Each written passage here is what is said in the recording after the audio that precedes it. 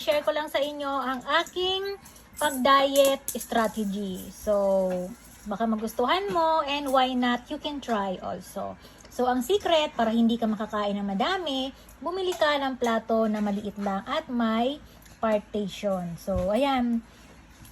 Ganyan kalaki ang aking plato. Nakasukat na siya. So, ang kanin ko po ay organic red rice. So, ibig sabihin, kapag ganyan kalaki, yung puno na yan, tama na. Kasi ganyan lang kadami ang dapat kong kainin. Tapos, ito po yung aking homemade na chili paste, spicy. And, of course, meron tayong half-cook na ampalaya with egg and tomato. And, meron tayong piniritong galunggong and tamban. And, syempre, tubig. Pero hindi ko na dito nailagay yung tubig. And mamaya, kakain ako, of course, ng isang saging or yogurt.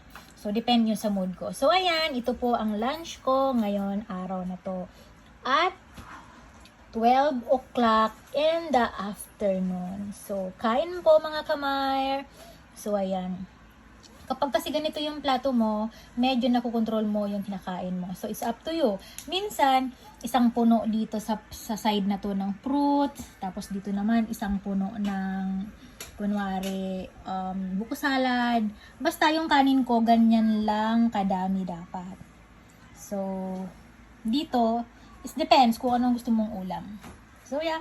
Mura lang yung plato na yan. Nabibili yan kahit saan. So, sana nagustuhan nyo yung aking tips. Thank you for watching. Bye-bye!